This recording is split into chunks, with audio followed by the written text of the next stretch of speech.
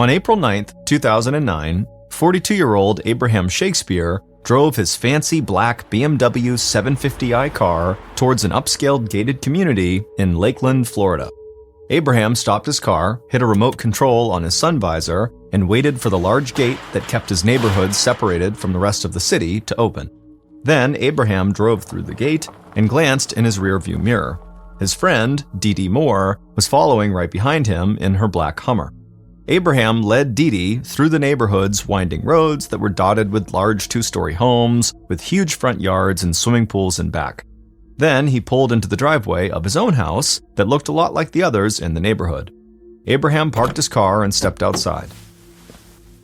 He was 6 foot 4 inches tall with long, skinny arms and legs. He had a beard and a black spandex cap that covered his dreadlocks. He wore a white t-shirt and jeans.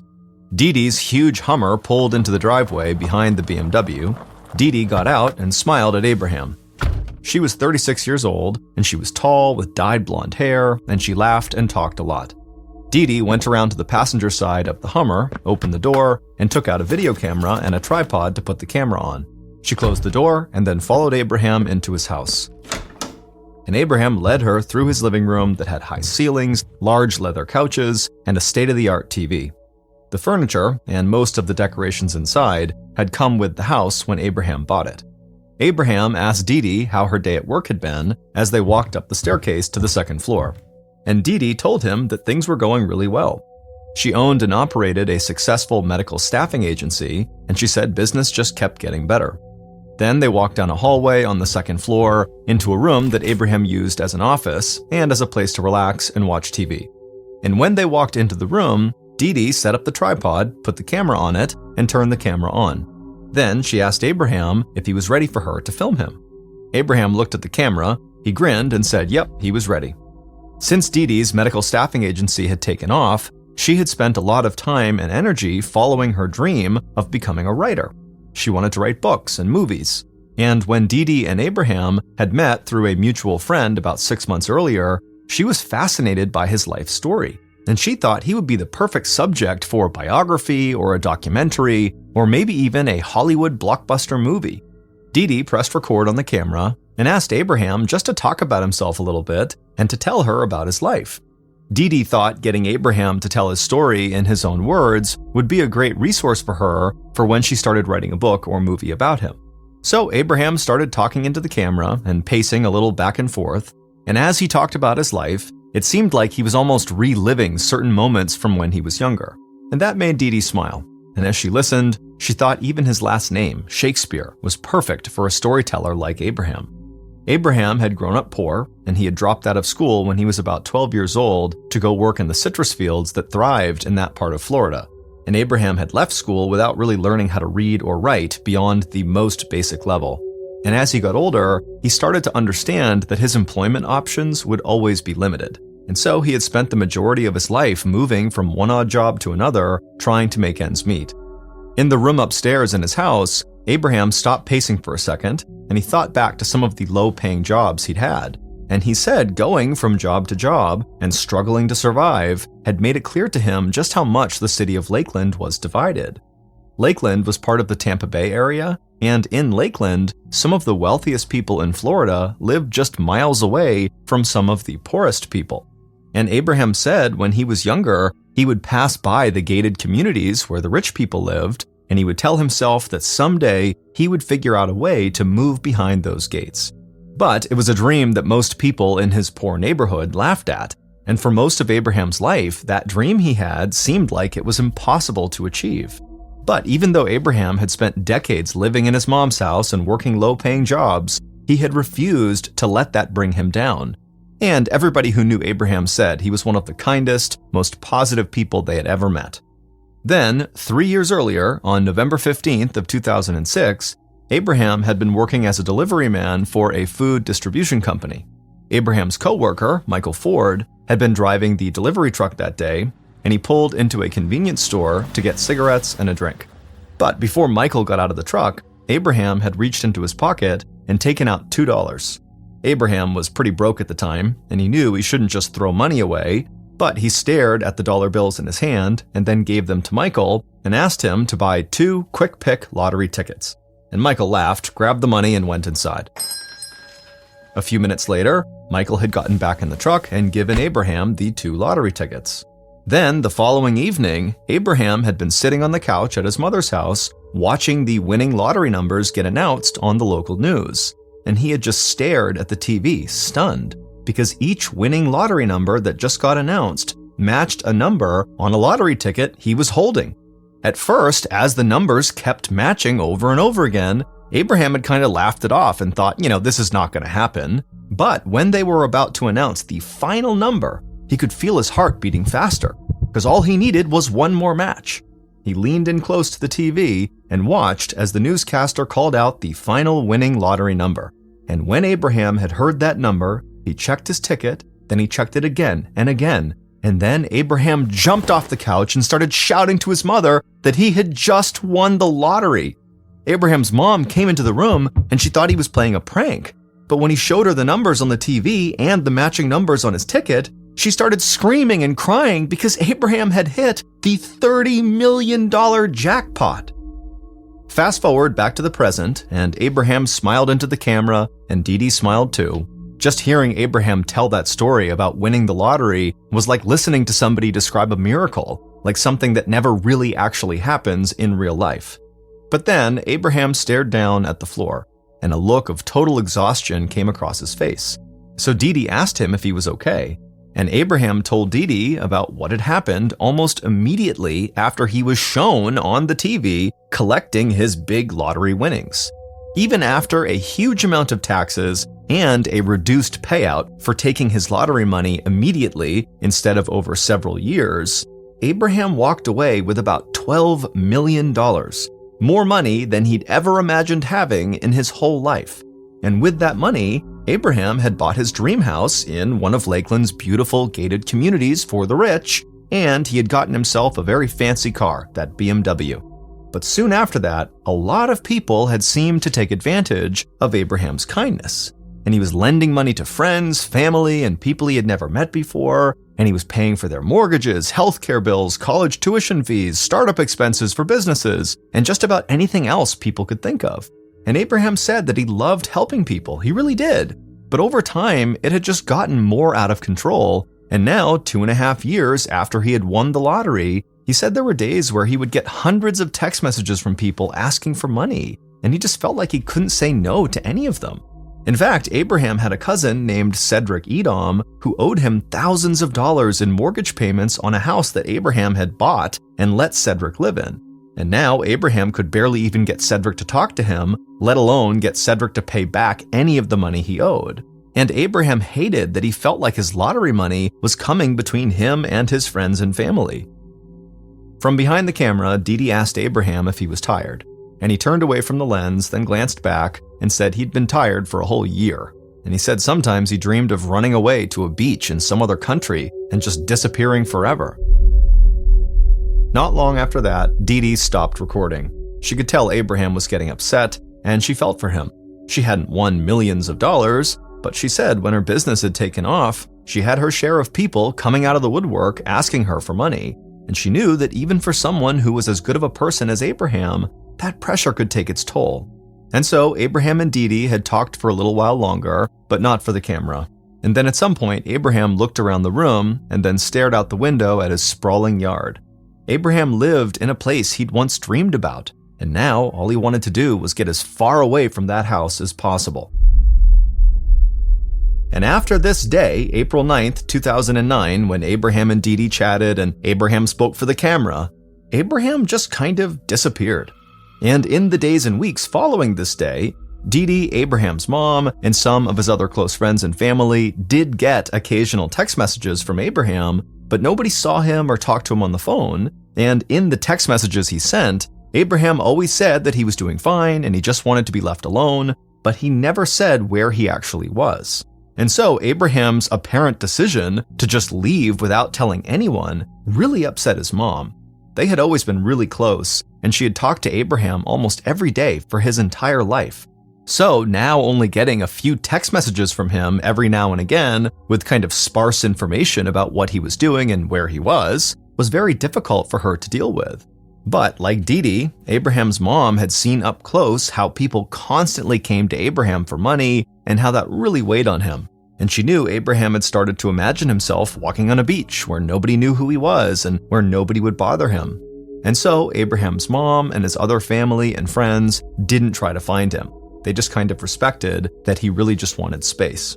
But then, fast forward to November 9th, 2009, 7 months after Abraham was last seen by anybody close to him.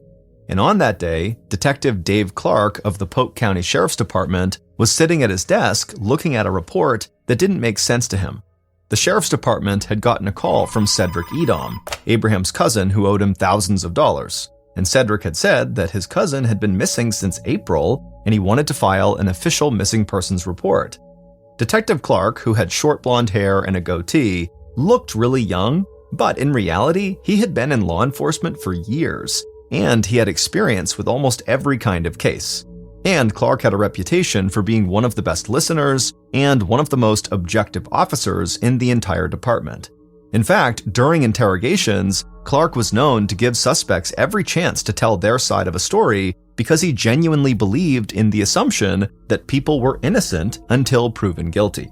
But as much as Clark had seen over the years, and as much as he tried to give people the benefit of the doubt, something about this missing persons report felt really strange to him. If this man was missing, why had his friends and family waited 7 months to tell the police? Clark leaned back in his chair and read over the report again. And this time, when he read the missing person's name, his eyes went wide. He grabbed a piece of paper and pen and started writing down some notes. Because Clark remembered something that he hadn't thought of in years.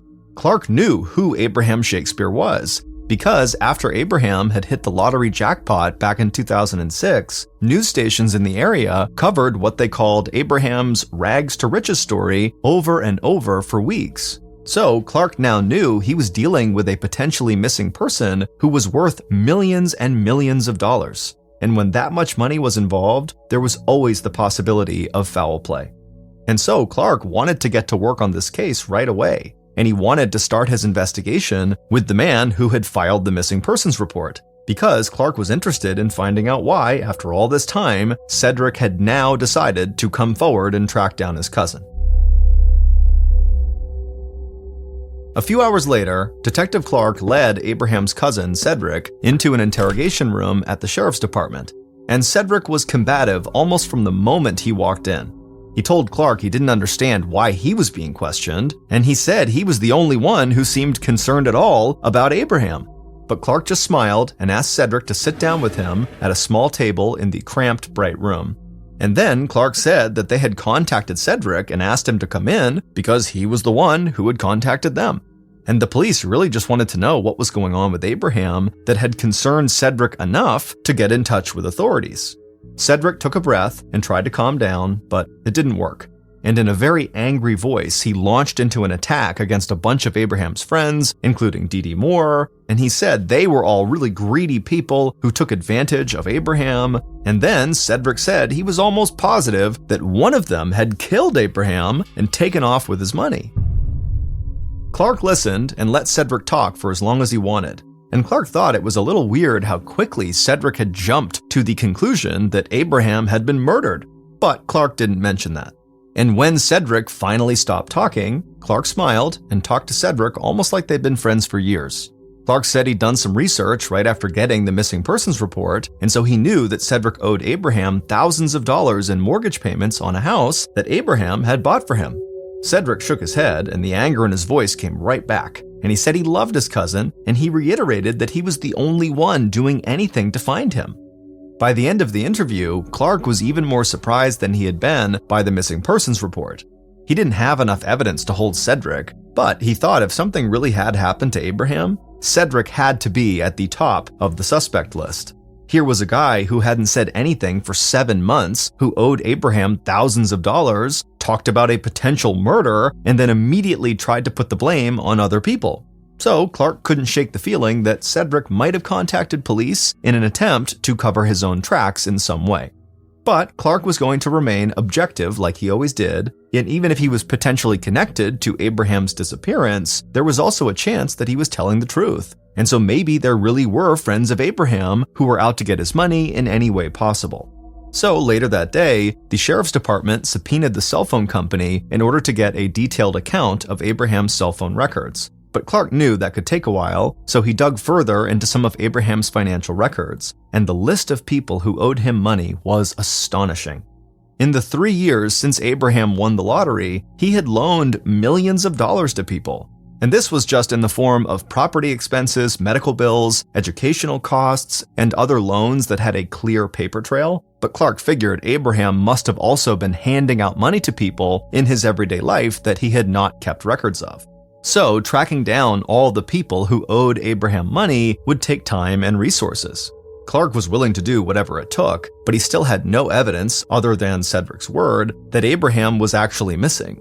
Clark needed to get a better idea of what was happening, so he decided to talk directly to one of the people that Cedric had been eager to blame for Abraham's disappearance, Dee Moore.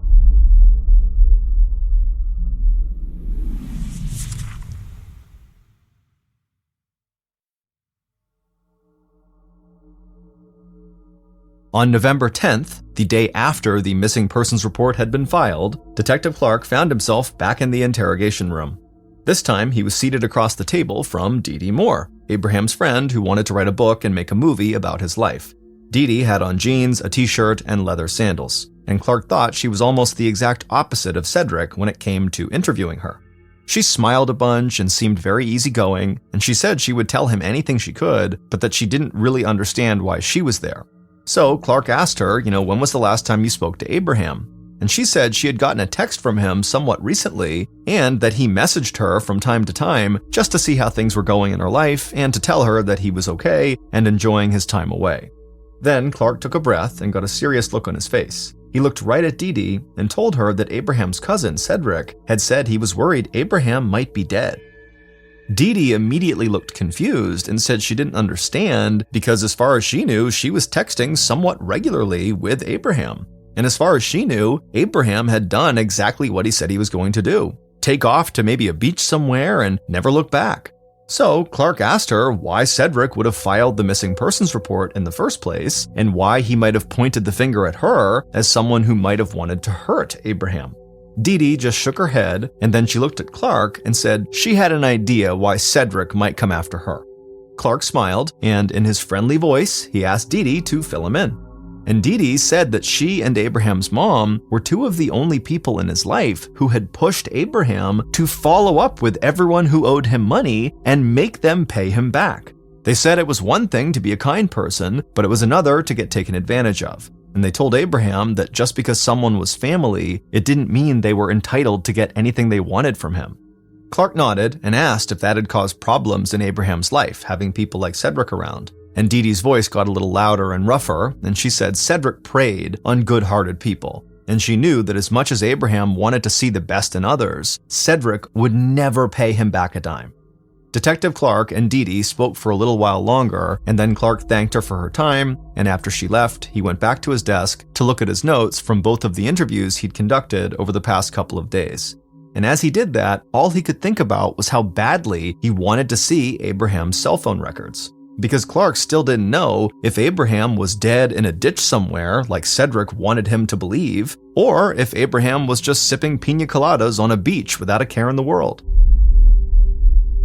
In the days following his interview with Dee, Clark kept digging into Abraham's financial records, and he and other members of the investigative team met with Abraham's friends, family, and as many people who owed him money as possible. But Clark also discovered something new that caught his interest. Michael Ford, Abraham's co-worker who had used Abraham's money to buy the winning lottery tickets, had filed a lawsuit about a year after Abraham had won the lottery. In that lawsuit, Michael had argued that because he was the one who actually bought the tickets for Abraham, he was entitled to at least a cut of the winnings. But Michael had lost his case in court, and Clark wanted to know if maybe Michael held a grudge against Abraham.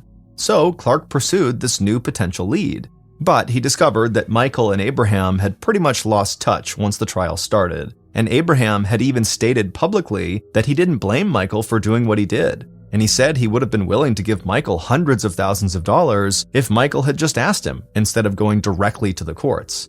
Now, none of this ruled out Michael as a suspect in Clark's mind, but there was no evidence putting Michael anywhere near Abraham in the days and weeks before Abraham had apparently disappeared. So Clark knew he needed to keep looking elsewhere. And Clark still felt like he was in the middle of one of the most bizarre cases he'd ever dealt with, because no evidence had surfaced that suggested anything violent or against the law had even happened to Abraham.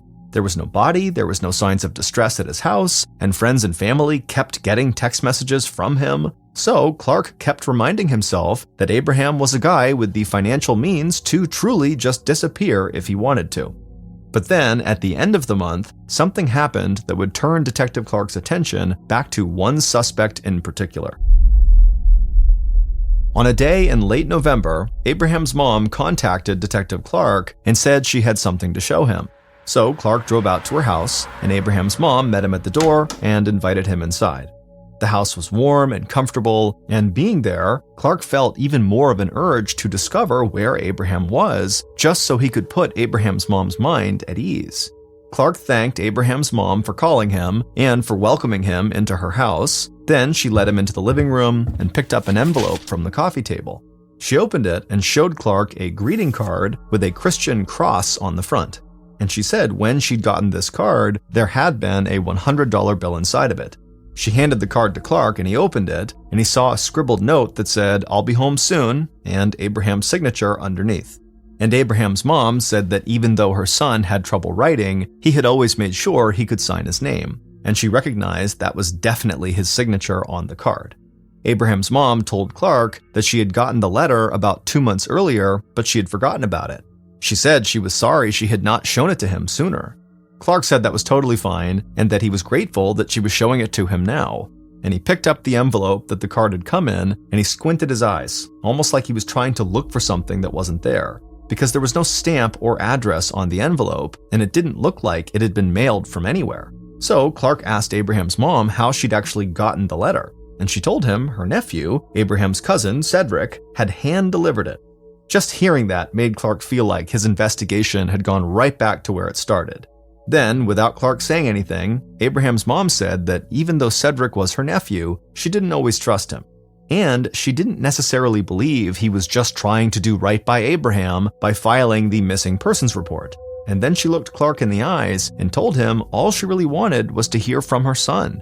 If she could just hear his voice, she would know he was okay and everything would be fine.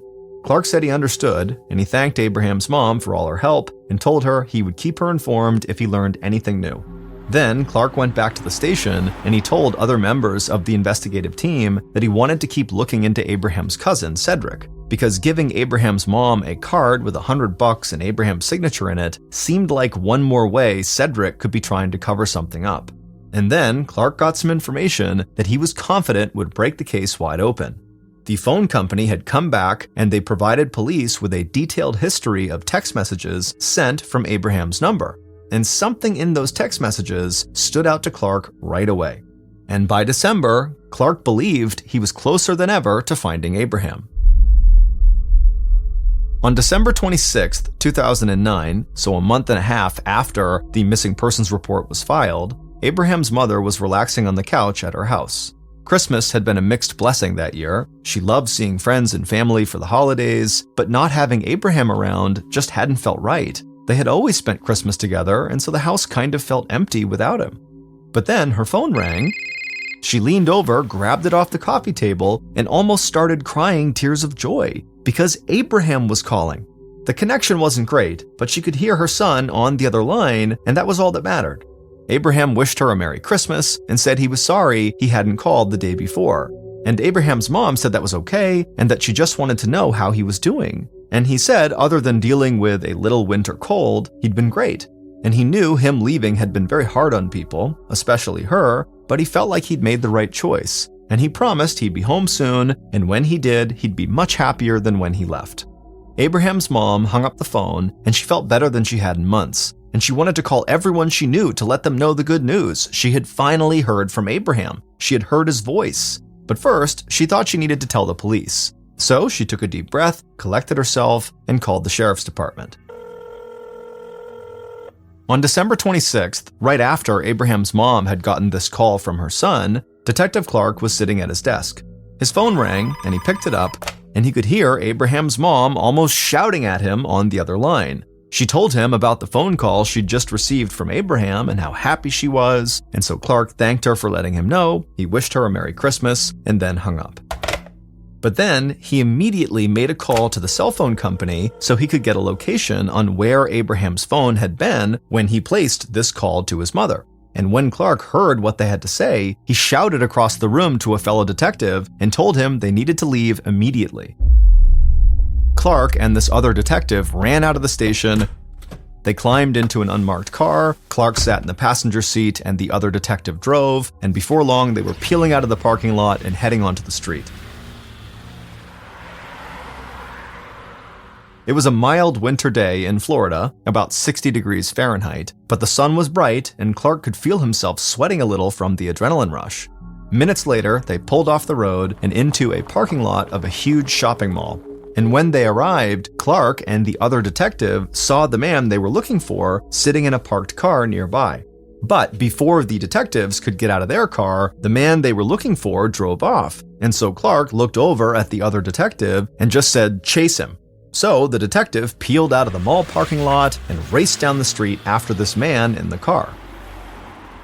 But the detectives realized they didn't have police sirens in their unmarked vehicle, so they couldn't signal to the driver that they were cops and they wanted to pull him over. So the detective just tried to stay as close to the man they were chasing as possible. Then finally they came to a red light and the man they were after stopped. And so without even thinking, Detective Clark threw open his door, he ran in front of this car, he held up his badge, and he yelled at the driver to get out and come with them. The man in this car just stared up at Clark, and then he slumped his shoulders and put his head down. And later that day, after they had all talked back at the sheriff's station, Detective Clark knew where Abraham Shakespeare had been all this time. Based on interviews and cell phone data collected throughout the missing persons investigation, here is a reconstruction of what police believe happened on April 9th, 2009, when Abraham first disappeared. On that night, Abraham drove his car down a road in an upscale neighborhood in a town about 20 minutes away from his house in Lakeland. Abraham had spent much of the day talking to Dee Dee on camera, and he was still thinking about getting away from Florida and kind of dropping off the map for a while.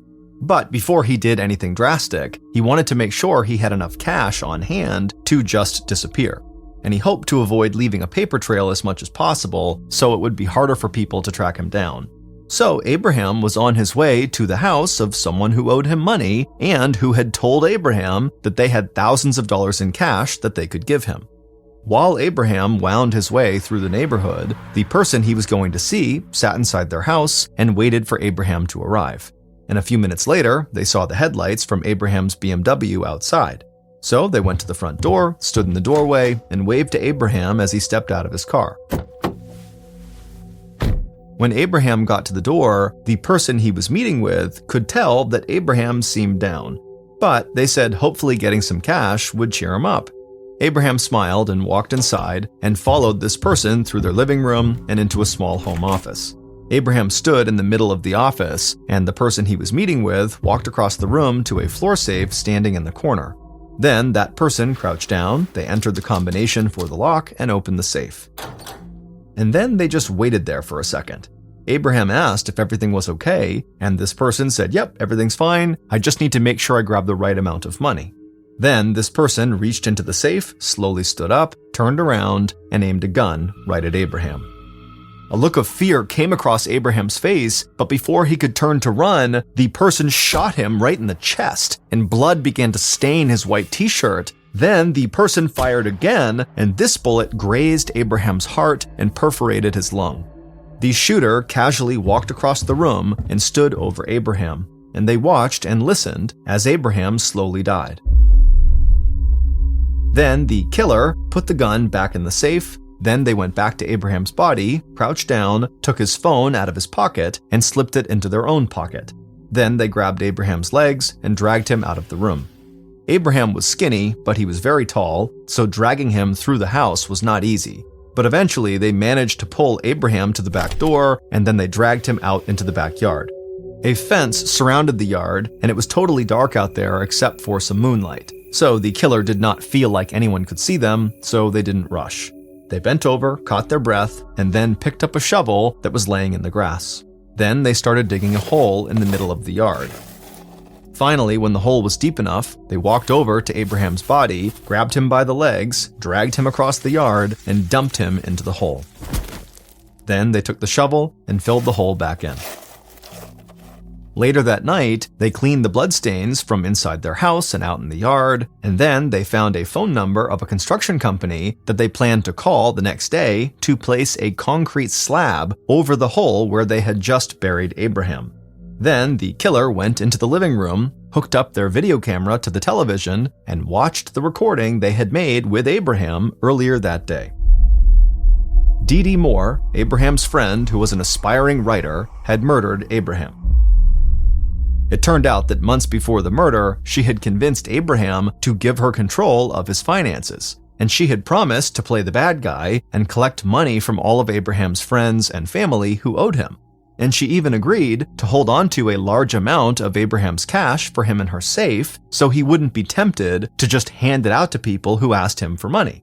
And because Dee Dee was a successful business owner, Abraham had believed she would be better at managing money and collecting debts than he could ever be.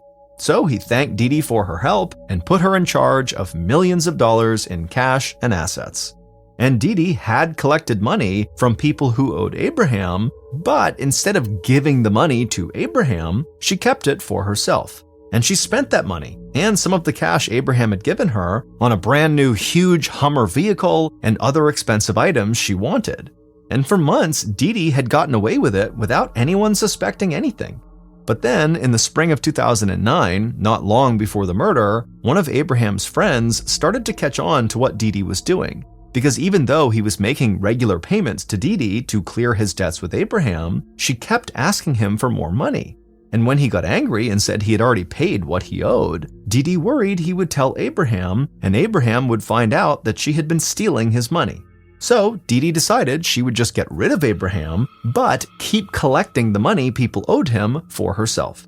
But in order to do that, she had to make it seem like Abraham was alive and just wanted his distance. And so when she filmed him on her camera, claiming it was for her book and movie, even though in reality she had no aspirations to write Abraham's story, she intentionally steered the conversation to how tired and frustrated he must be, and when Abraham talked about wanting to escape to a foreign beach, Dee Dee knew it was time to put her plan into motion. So she told Abraham to come to her house to get thousands of dollars in cash that she'd been holding for him in her safe, and when he arrived, she killed him and then used his phone to text his friends and family, and then she showed some of his friends and family the video recording of Abraham where he was talking about how he wanted to leave Florida and go to a beach somewhere and just kind of disappear and be left alone. And so naturally, his friends and family believed that that was what happened to Abraham. He had chosen to kind of go away. And Dee Dee almost got away with it. But once Abraham was dead, Dee Dee became relentless in her pursuit of his cousin Cedric, and she called Cedric and came to his house all the time, demanding he pay back all of the money he owed Abraham, and Cedric just wasn't going to do that. And so finally, Cedric got fed up with Dee Dee, and he filed a missing persons report. Now, Cedric did not actually believe that Abraham was dead, but by alleging that he had been murdered and pointing at Dee Dee as potentially the murderer, he knew that would launch a police investigation into Dee Dee, and that would get her off of his back for at least a while. And when Detective Clark got a record of Abraham's text messages, he was shocked at how well written and how formal they were. After all, he knew that Abraham still struggled with reading and writing. Then, when Abraham supposedly called his mother on the day after Christmas, Detective Clark got confirmation that what he believed had been going on was going on. Somebody in town had been using Abraham's phone and had been pretending to be him. And when Clark traced Abraham's phone to the mall parking lot, he and the other detective saw Dee Dee leaning into a car, handing over cash to a man and taking a phone back from him. And when they chased that man down, he admitted that he was a friend of Abraham's who Dee Dee had paid to call Abraham's mom and pretend to be Abraham. And the man had told Abraham's mom on this call that he was fighting a winter cold to make up for the fact that he didn't really sound like Abraham. Not long after that, Abraham's cousin Cedric came back to the sheriff's station, and he admitted that someone had paid him to deliver the greeting card that Abraham supposedly wrote to his mother. And it would turn out that the money Cedric was paid to make that delivery could be traced back to Dee Dee. And so Cedric had been right about Dee Dee all along without actually knowing it. With all of this new information, and with Abraham's phone records, police determined that every text message that had been sent from Abraham's phone since he disappeared had actually been sent by Dee Dee. And eventually, they learned that Dee Dee had hired a construction company to lay a concrete slab down in her backyard. So, on January 27, 2010, over 9 months after Abraham's murder, police went to Dee Dee's house, and they broke up the concrete slab out back, dug up the ground underneath, and found the skeletal remains of Abraham Shakespeare. And pieces of the t-shirt and jeans that Abraham had been wearing in the video that Dee Dee recorded on the day she killed him were still clinging to his bones. Dee Dee was found guilty of murder and sentenced to life in prison without parole. Abraham was given a proper burial, and his family was finally able to grieve.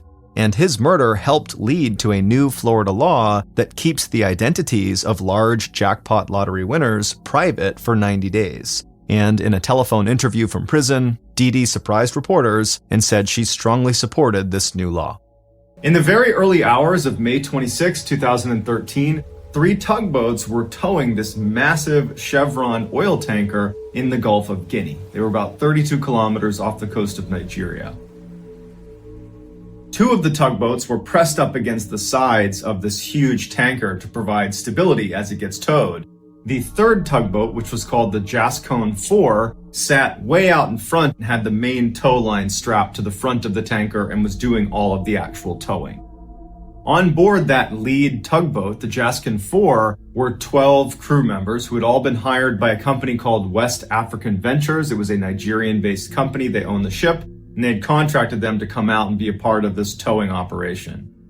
One of the crew members was a man named Harrison O'Keene. He was from Nigeria, and he was the ship's cook. At around 4:45 that morning, Harrison was in his quarters. He had been sleeping, but he had woken up because the ship was swaying pretty dramatically. It was very rough seas, but he, like the rest of the crew, were accustomed to rough, choppy water. So he gets up, he unlocks his bedroom door, and he goes out into the hall.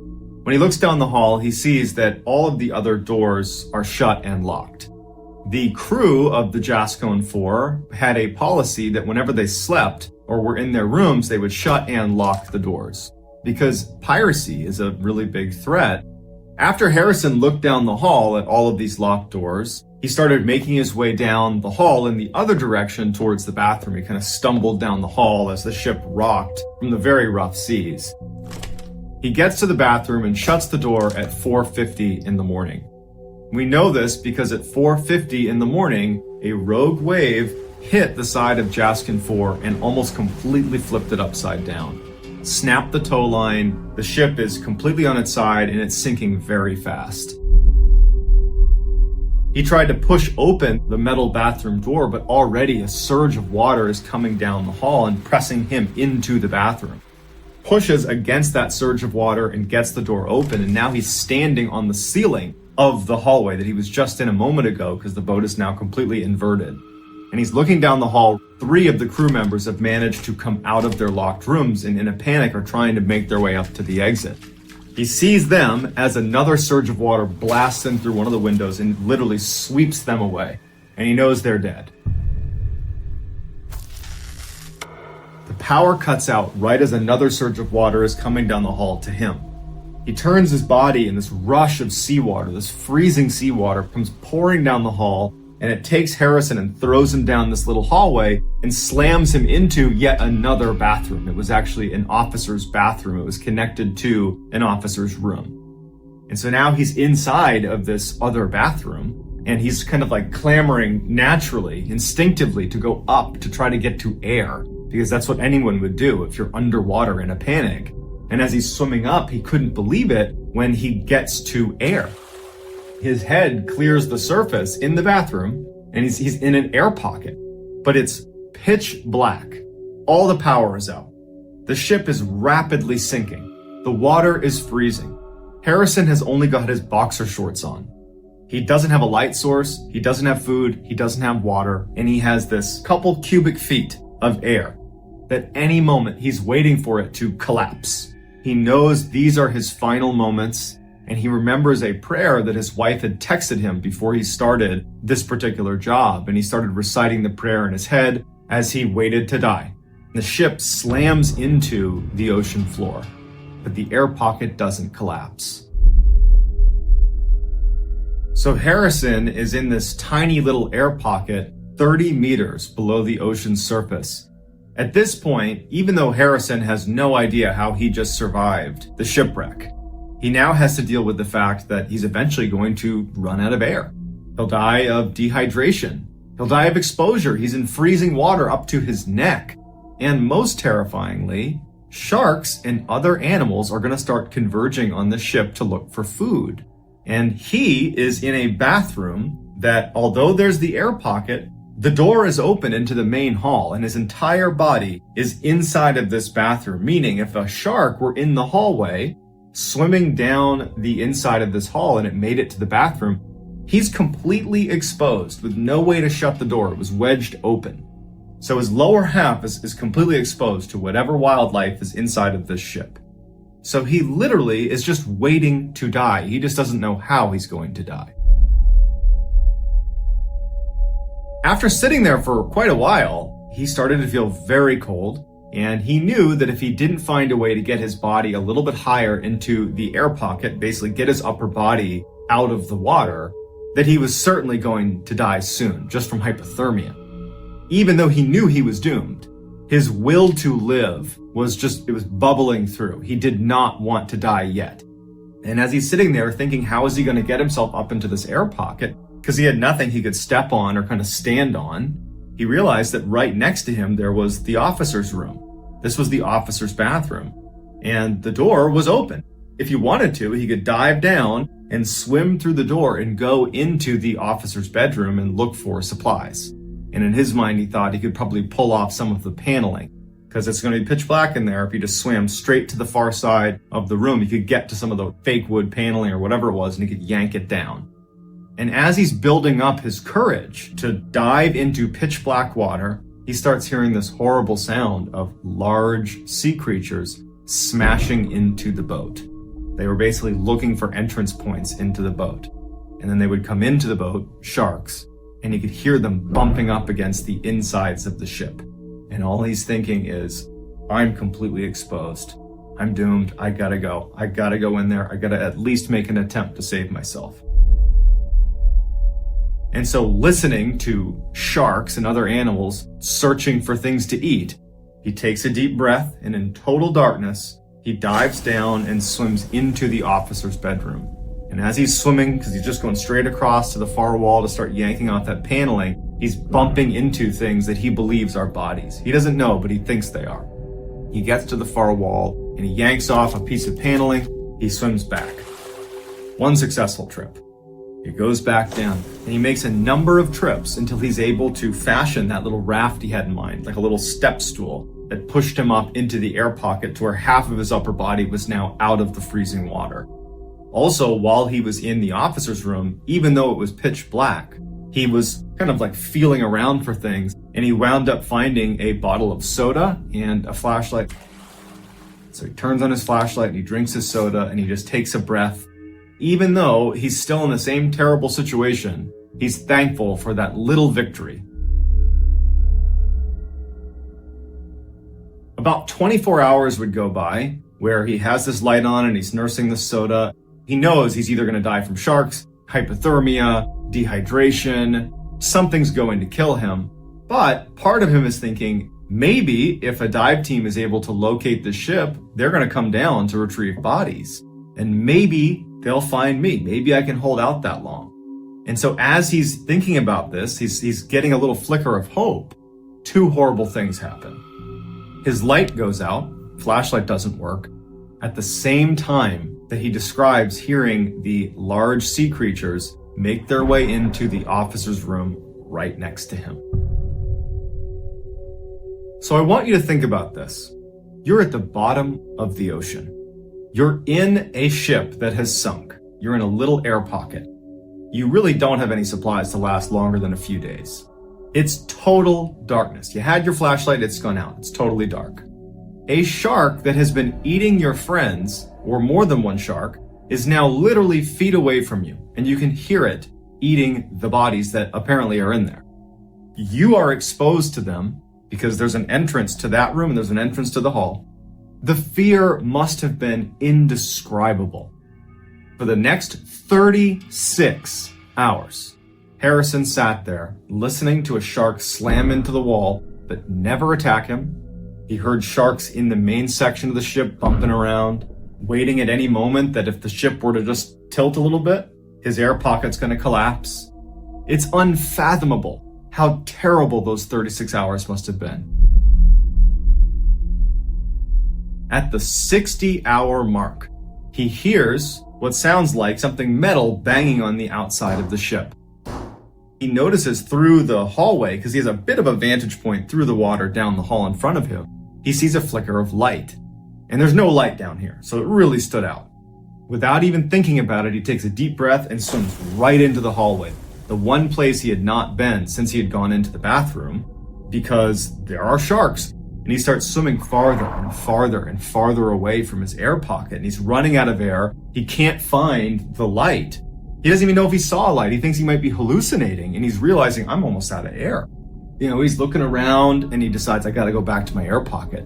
And he turns around, he's trying to swim back. He's looking for his bathroom. He's swimming as fast as he can. He's about to run out of air, and he makes it to his air pocket, and his head goes up, and he takes a big breath. And he's not sure if he really actually saw the light or not. And he's thinking, that was it. I thought I was going to be rescued, but I was just imagining it. And then a miracle. It was a diver, and the diver had come back. The diver was part of a crew that had been sent down to recover bodies. No one lives for 3 days underwater. So the diver comes down his way, and Harrison knew that he was going to scare the daylights out of this diver. And so he gently touched him on the back. And the diver reacts really violently because he's expecting it to be an animal of some kind. And Harrison reaches out and just grabs the diver's hand and squeezes it gently and shows him his hand. And the diver's got a big light on his head, pokes his head up into this air pocket. You see this man that for the past 36 hours has been in total darkness with absolutely no way out. He was done for. And the look on Harrison's face is just, it's priceless. They fitted Harrison with a dive mask and they brought him up. He did not immediately go to the surface because he had been at depth for so long. He had to go through something called decompression. If he had just breathed air at normal pressure, he would have died. So they put him in a decompression chamber for 60 hours before actually bringing him to the surface.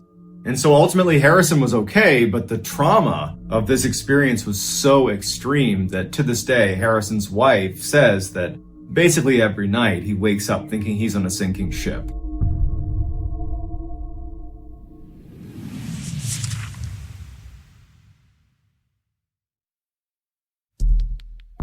Our next story is called I Got This.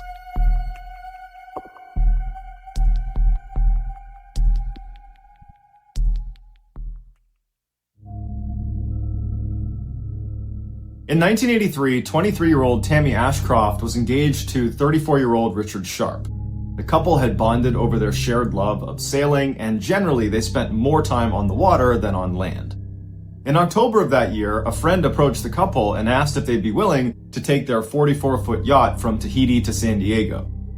Though the trip would be over 4,000 miles long, significantly longer than any one trip either of them had ever taken on the open water, they both felt very confident in their seafaring abilities, and so they agreed to do it. The journey started out fine, but at the 2-week mark, when they were just north of the equator, they heard about a hurricane that could be making its way up to where they were going. And so even though they anticipated it would kind of peter out and actually not even hit them, they decided it was still in their best interest to try to sail completely away from the path of the storm to safer waters. But over the next couple of days, the storm only intensified and continued to change directions, making it really hard to predict where safer waters was going to be. And so Tammy and Richard kept desperately trying to get farther and farther away from the storm, but it was like every time they would change course and get farther away, the storm would speed up and change directions and still be coming straight for them. And so finally it got to the point where Tammy and Richard realized they could not actually outpace the storm, that they would have to weather it. And so on the day it was going to hit them, they donned their rain gear and they boarded up the windows, and then they stood on the deck of their yacht looking out at the horizon as this Category 4 hurricane is just barreling straight towards them. Tammy would go on to say that she never fully appreciated just how terrifying being in a hurricane is out at sea until she was in one. She said it was a constant barrage of 50-foot waves that would literally launch the yacht. It would become airborne, and then it would come crashing down, and each time it landed, she felt like the boat was going to break in two, and then as soon as it did slam down, another wave would land on top of them. And so it just felt like at any moment, the ship was just going to be consumed by the ocean. But Tammy and Richard were excellent sailors, and Richard was up in the cockpit, and he was doing everything he could to keep the boat from not flipping over, and after a little while, he had figured out a way to kind of ride the waves in such a way that they would not get totally tossed each time. And after a couple hours of just absolute chaos, it started to seem like they had made it through the worst of the storm, and that more than likely they were going to make it out of this thing relatively unharmed. And so around this time, as the storm was beginning to calm down, Richard is anchored in place in the cockpit. He's a safety line attached to him to the ground, so he's not going anywhere. And Tammy is just exhausted. It was just so stressful being through the storm. And Richard noticed, and he says, "Tammy, I got this up here. Go down into the cabin and just try to get some rest." And Tammy was very grateful, and she agreed. She opened the doors to the cabin, and she had made it all the way downstairs when she hears Richard yell out from up in the cockpit, "Oh my God!" before a rogue wave comes crashing into their boat head on, flipping the boat backwards like a backflip onto the top, so it's upside down in the water. And Tammy would say it felt like someone ripped the boat out from under her feet, and then she came crashing down and smashed her head and was knocked unconscious. When Tammy woke up 27 hours later, she was laying in the cabin against a chair and half on the ground, and she opens her eyes, and the cabin she's in is half submerged, and everything inside of it has either been thrown on the ground or it's been broken. There's papers, there's tools. I mean, the place is just a disaster down there. And she can tell the cabin is also slowly filling with water. After the boat had backflipped and Tammy had been knocked unconscious, it continued to get thrown around by waves before miraculously landing upright. Tammy could barely remember what happened, and she's totally overwhelmed by what she's seeing. She's in shock. And all she knows is she has to go up on deck to find Richard.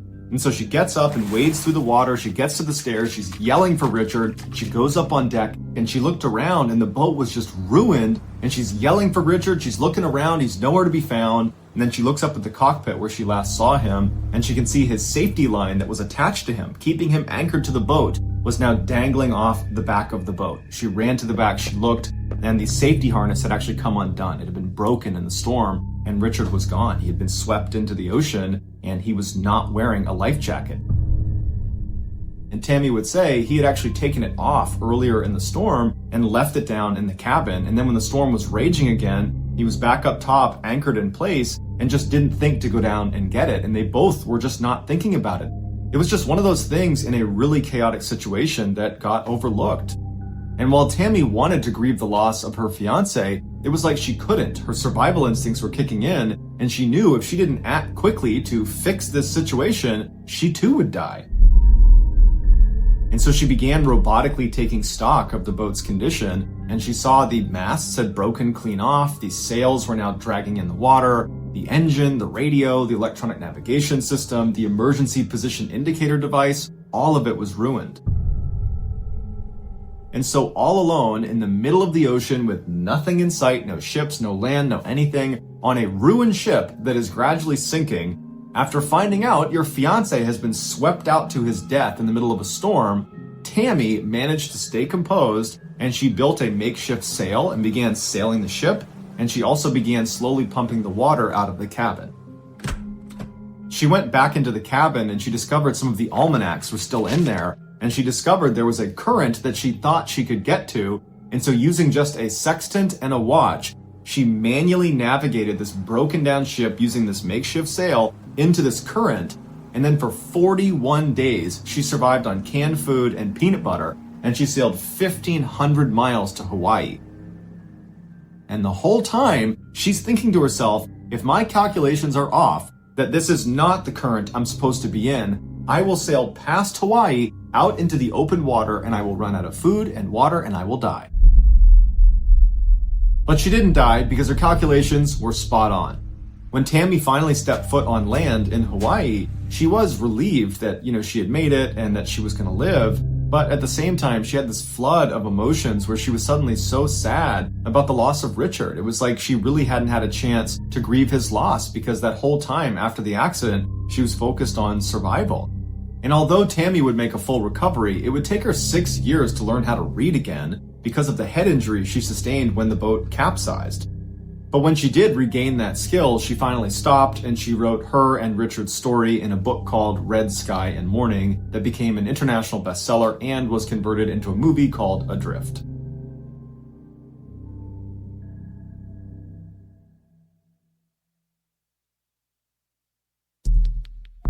The next and final story of today's episode is called Candy.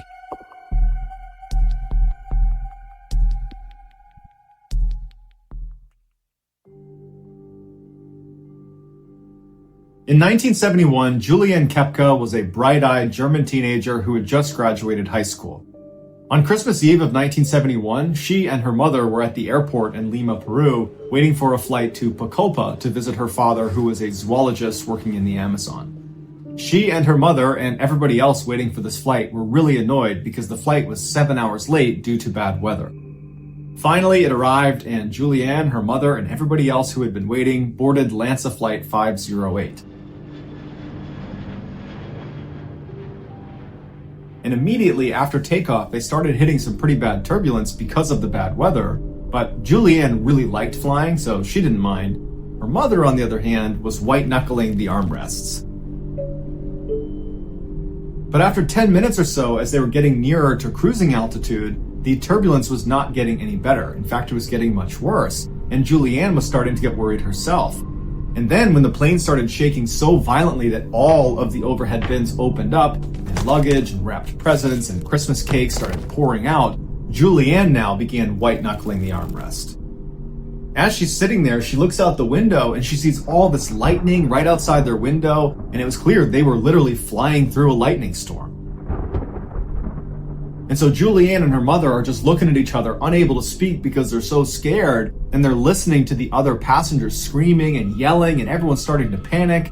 And then the plane starts really shaking up and down, like it's being lifted 50 feet and dropping 50 feet over and over. And then all of a sudden, there's this bright flash inside of the cabin, and then the lights go out, and then they look out the left side and they see smoke and flames coming out of the engine that sits on the wing, and then the plane felt like it was just falling from the sky before it dipped into an aggressive nosedive and just started bombing straight down toward the ground.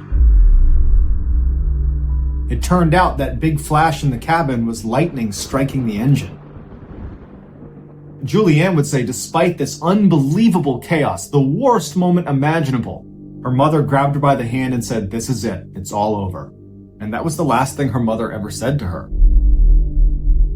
After that, all Julianne can remember is the sound of other passengers screaming and crying and the awful grinding sounds that the engines were making.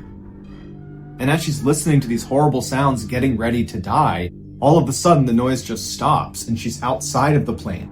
She's still strapped into her seat, but now she's in free fall away from the plane. And she remembers thinking how unbelievably lonely she was. And then she looked down and she saw the canopy of the jungle fast approaching, and she knew she was about to die, and then she passed out. She remembers nothing of the actual impact, but she would later find out the plane broke up 2 miles up. So she was in free fall for 2 miles in that seat before hitting the ground. She woke up the next day looking upwards towards the jungle canopy, and the first thing she said out loud was, "I survived." And she's looking around and she yells for her mother, but there's no one around her, no one yells back. And that's when she realizes, I'm all alone, and probably everybody, including my mother, is dead. She had somehow managed to not only survive, but only have a broken collarbone and some deep cuts in her leg. She could hear planes overhead that were most likely looking for the crash site and potentially survivors, but she couldn't see them because the canopy was so thick, so they couldn't see her. She was wearing a very short sleeveless mini dress and flip-flops, but in fact she had lost one of her flip-flops, but elected to keep the other one on because she had lost her glasses in the crash and she was incredibly nearsighted, and so she would use this one flip-flop to test the ground ahead of her before committing with her bare foot. Before the crash, she had spent a year and a half at her parents' research station out in the Amazon, and in that time she'd picked up very valuable survival skills for being in the rainforest. So the first thing she did was stand up and go looking for a stream, because her father had told her, wherever there's a stream, that stream will oftentimes lead to civilization. And so she began walking, and sure enough, she found a stream. And instead of just walking next to the stream, she got in it and began walking directly in the middle of the stream, because her parents had told her that you're less likely to get attacked by a predator if you're standing in the water versus standing on land. She only walked a little ways before she came across the crash site. There was no bodies, it was just debris, and all she could find that was useful was a small bag of candy. So she took the bag of candy and continued walking down the stream. And for several days she trudged along, and she would say during the day it was incredibly hot and miserable, and at night it was very cold, and since she only had this small dress on, it was particularly miserable. But she said the scariest part of the whole ordeal was at night when you're trying to sleep, it's totally pitch black and you're in the middle of the Amazon and there's predators all around you. She said it was horrifying. On the fourth day of being in the jungle, as she walked down the stream, she heard the sound of a landing king vulture, a sound that she recognized from her time spent at her parents' Amazon reserve. And the sound of this vulture was just around the corner, so she couldn't see it, but she knew these huge vultures only showed up if there's a ton of dead meat. And so she knew as soon as she rounded that corner, she was going to come face to face with the bodies from the crash, potentially even her mother. But she kept moving forward, she turned the corner, and sure enough, there were bodies. The vulture took off, and what she was left looking at was a bench with 3 passengers on it still buckled in, and all 3 of their heads had been rammed underneath the earth. They had clearly landed head first. Immediately, she had an intense sense of panic because she had never seen a dead body before, and she thought one of them was her mother. But when she went over to examine this particular corpse, she saw her toenails were painted pink, and her mother never painted her toenails. And so she had this intense sense of relief that it wasn't her mother, but at the same time felt very ashamed of that thought. There was nothing on the 3 bodies or near them that could help her survive, and so she said her goodbyes and she continued walking down the stream. By the 10th day of this ordeal, she could barely stand straight because of a broken collarbone and the pain in her leg, and so she began drifting down the river in one of the deeper sections, and then she thought she was hallucinating when she saw this big boat docked up against the side of the river. But when she went up to it and touched it, it was real. She went up on shore, she looked inside, there was no one in the boat, but it looked like a boat that was used, and there was a path that led back into the jungle. And so she followed the path and it led to this hut, and no one was in there, but outside was a jug of gasoline. And she had this wound in her arm that was full of maggots. And she remembered her father using gasoline to get maggots out of a wound in their dog. And so she took the gasoline and dumped it in her arm, and she said it was excruciatingly painful, but she was able to pull out 30 maggots and felt very proud of that accomplishment. After that, she fell asleep inside of the hut and just hoped that whoever lived here eventually showed up. And sure enough, the next day she woke up and she heard 2 men talking outside that were walking towards her. And she said the sound of their voice was like the sound of an angel. And when the 2 men came up the path and saw her, they were obviously very shocked. And they initially thought she was like this water goddess from a local legend that involved a half mermaid, half woman that was light-skinned. And she would tell them in Spanish that she's not a water goddess, that in fact she's a girl, and she had just survived a plane crash and she really needed their help. It was getting late that day, so they couldn't bring her out of the jungle right away, so they helped treat her wounds, they gave her some food and water, and the next day they brought her back to civilization.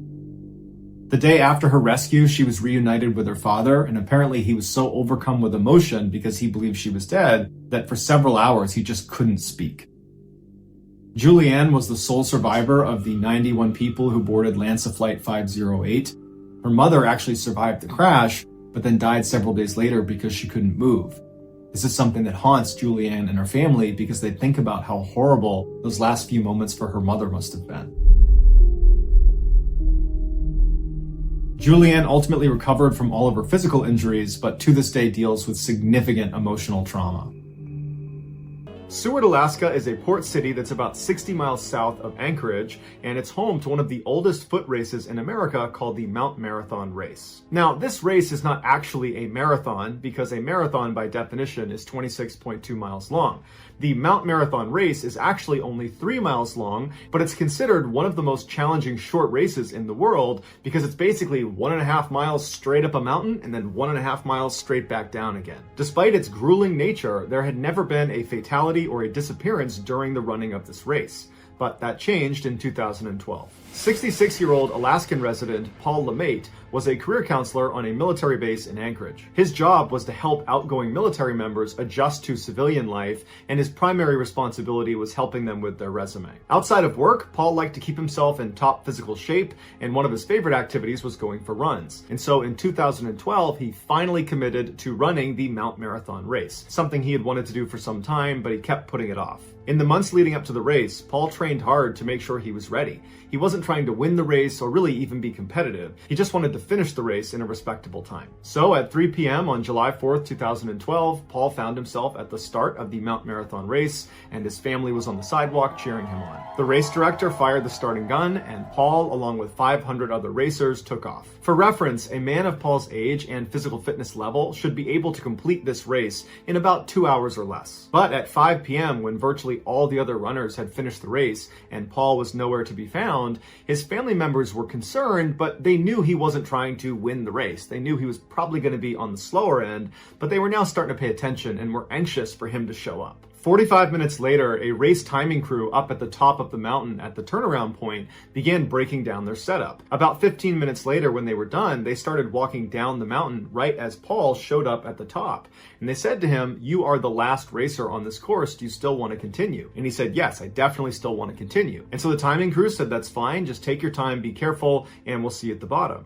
And so the timing crew, they take off right in front of Paul, going straight down this well-marked course, and they would turn around and see Paul standing there, catching his breath, getting ready to make his own descent. And so the timing crew, who was moving much faster than Paul, very quickly got out of sight of him. And so before long, they were at the bottom, they turned around, and there's no sign of Paul. So they went and found Paul's family and said, "Hey, we just spoke to him. He seems totally fine, but just so you know, if you don't see him in 90 minutes, I would contact the race officials and let them know, because he should be down by then." And so Paul's family sat at the bottom of this race looking up, expecting to see him any moment, but 90 minutes came and went and he never showed up. They wound up waiting another 30 minutes just in case, but again, he didn't show up, and so they informed race officials. The race officials immediately contacted the Alaskan State Troopers, and a search was launched for him because now fog's rolling in, this is a dangerous course, and it's starting to get pretty late. All night, hundreds of expert Alaskan searchers combed this mountain, both on the course, outside the course. They even went on the backside of Mount Marathon, where it would have been extremely difficult for Paul to have gotten there. He would have had to climb up and over the mountain, which is just extremely unlikely, but they figured we can't leave any stone unturned. And so all night they're looking, they got dogs out, and there's no sign of him. The next morning, when the fog cleared up, they brought in helicopters with thermal cameras, and they continued to search the mountain. But after 4 more days, they never found Paul or any of his belongings, and so they called off the search. It was like Paul had just vanished. Now, it's easy to jump to the conclusion that Paul must have just gotten disoriented and lost the course track, and then maybe he fell, or he was attacked by an animal like a bear, because this is Alaska. But there's a couple problems with that. The first one is the course itself is extremely well marked. This race is one of the oldest in America. They've been doing this for over 100 years, and they've never had a missing person or a fatality. So they know how to keep people safely inside of the course bounds. The other issue is the timing crew saw Paul at the top, at the turnaround, and he was physically okay. He was talking to them, he was not distressed, and he would have very clearly seen where to go next, because he would have seen the timing crew leaving ahead of him, going down the trail that he would have to follow. Clearly, something unusual happened to Paul either at the summit after the timing crew left or on the way down, because rational explanations cannot account for how Paul could vanish so completely in such a controlled environment with so many expert searchers looking for him. But to this day, no one has ever found Paul or even the slightest trace that he was ever on that mountain.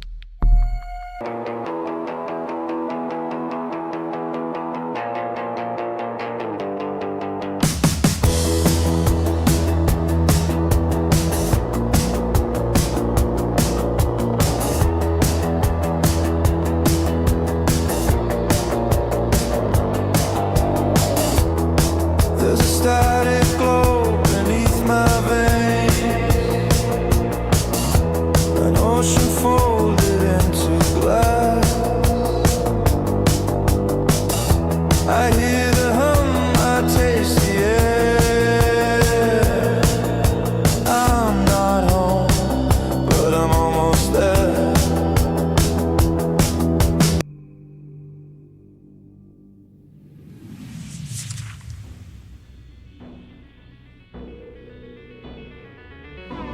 Thank you for listening to the Mr. Ballin podcast. If you enjoyed today's stories and you're looking for more bone-chilling content, be sure to check out all of our other studios podcasts, Mr. Ballen's Medical Mysteries, Bedtime Stories, and Runful. Just search for Ballin Studios wherever you get your podcasts. If you want to watch hundreds more stories like the ones you heard today,